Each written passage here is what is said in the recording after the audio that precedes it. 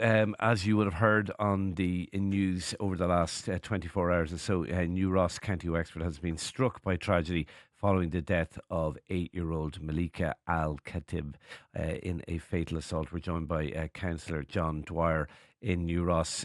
John, thank you indeed for talking to us. This must be a huge shock to people in New Ross. It is to say that we're left numb at the news that started to emerge in the early hours of yesterday morning. Would be an understatement.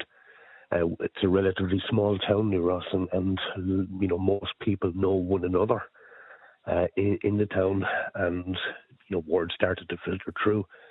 I got a call very early yesterday morning from my daughter, who's a young mother herself, asking me had I heard and was I aware of the circumstances. And from that point forward, my phone never stopped ringing until I got a very distressing phone call from a young woman who was closely related to the child.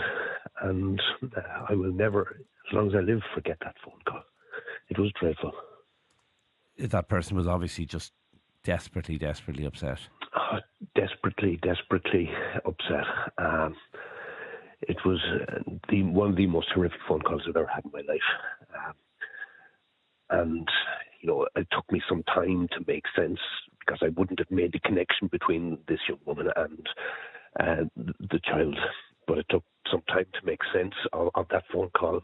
But when I did, the realization hit me that you know, many people in New Ross will have known this child and will have known that the mother, certainly, who's from the locality. She's a Kilkenny woman. You know, there are no words that can adequately describe how people are feeling. There's a real sense of numb and shock. New Ross is a relatively small place. Things like this don't happen in towns like ours. But unfortunately, yesterday the nightmare began for us and for that poor family. John, I know Malika went to, I think it was Local Educate Together school. They have put in place support for students there.